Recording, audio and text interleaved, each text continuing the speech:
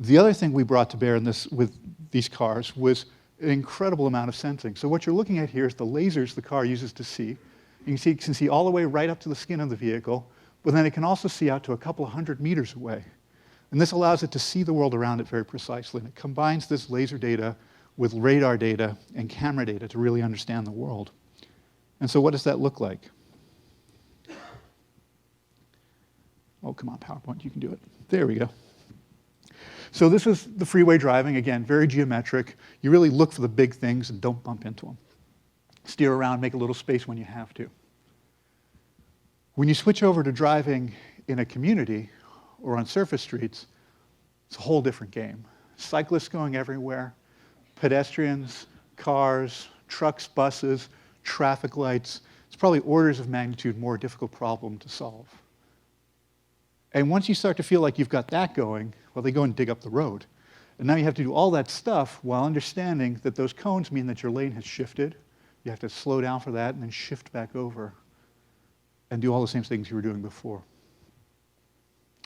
We have to understand that this set of flashing lights here mean this is a police car, and that with caution you slow down, pull over, give them space, and drive by. But this set of flashing lights is a school bus. And in this case, you need to stop, wait for the bus to move on before you continue. We have to understand that when a cyclist puts their arm out, that means they're about to make a lane change, even if they haven't moved in front of you. And even if they do it twice, you should probably pay attention. And then people can get out and direct traffic by hand, and the car should be able to understand that as well. Now, how do we do this? Well, really it comes down to sharing information. So when one car drives through an area, it can say that, understand there's construction there, and then tell another car to be in the left lane and prepare for it. But much more interesting than that is the fact that our cars have been out on the road for millions, well, million plus miles, and they've seen thousands and thousands of vehicles and thousands and thousands and thousands of people. And they understand what kind of what a person looks like, they understand what a car looks like, and they can use that to extract them from the background and see them. And then even more interestingly, they can anticipate how they're going to move. So a person walking across a crosswalk is going to continue to do so. A cyclist biking down the side of the road is going to do so and then nudge out around parked cars. Cyclists going the wrong way down the road is probably going to continue doing the same thing. Cars might make turns. And we can even pick up the very subtle cues that you or I might look for a car making a U-turn and yield to them safely.